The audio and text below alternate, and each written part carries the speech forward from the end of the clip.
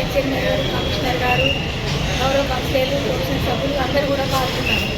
మరి వారు స్వతంత్ర సమరయోగుల పోరాడి తెలంగాణ ఉద్యమంలో కూడా తొలిదశ మణిదశగా కూడా మన రాష్ట్రానికి ఒక ఆదర్శంగా నిలిచిన మహనీయులు వారు జయంతి వేడుకలు మన ముఖ్యమంత్రి వర్యులు తొలి ముఖ్యమంత్రి వర్యులు మరి ఇట్లాంటి మహనీయుల్ని గుర్తించి మరి ఒక వేడుక పండుగ రూపంగా చేయాలని కూడా ఆలోచించి చేయడం జరిగింది. అదే పూర్తి స్థాయిలో కూడా ఇప్పుడు ఈ ప్రభుత్వం కూడా అదే గౌరవంగా చేసుకోవడం జరుగుతుంది. ఎందుకంటే వారి యొక్క భాష అనేది మన తెలంగాణ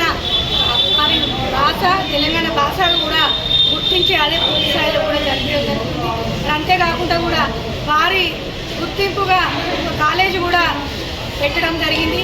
మరి ఇట్లాంటి మహనీయుల్ని మరి స్మరించుకుంటూ మనకెంతో గొప్పతనము. మరి ఈ కార్యక్రమంలో పాల్పంచుకుంటున్న అందరికీ మరొకసారి జయంతి శుభాకాంక్షలు.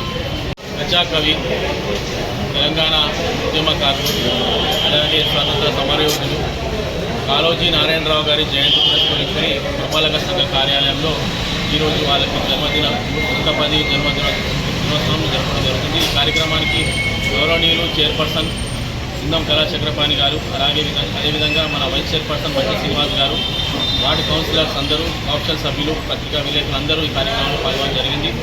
మన తెలంగాణ ఉద్యమంలో చాలా కీలకంగా పాత్ర పోషిస్తూ ఆయన ఈరోజు మనం చేసినటువంటి ఆయన స్మరించుకుంటూ ఈరోజు తెలంగాణ ప్రభుత్వము ఆయన స్మరించుకొని తెలంగాణ భాషా దినోత్సవంగా ప్రకటించడం జరిగింది.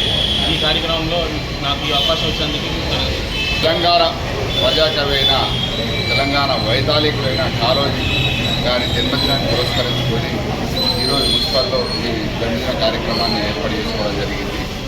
ఆయనే చావు పుట్టుక మాత్రమే ఆయనది కాకుండా ఆయన మొత్తం జీవితాన్ని తెలంగాణకు అంకితం చేసి ఇలా నిజాం పరిపాలనలో కూడా వాళ్ళని ఎదిరించి స్వాతంత్ర సమయంలో సమరయోధులుగా పోరాటం చేసి ఆ తర్వాత తెలంగాణ ఉద్యమాన్ని నడిపించి ఇవాళ మనందరికీ ఆదర్శపాయుడైనాడు.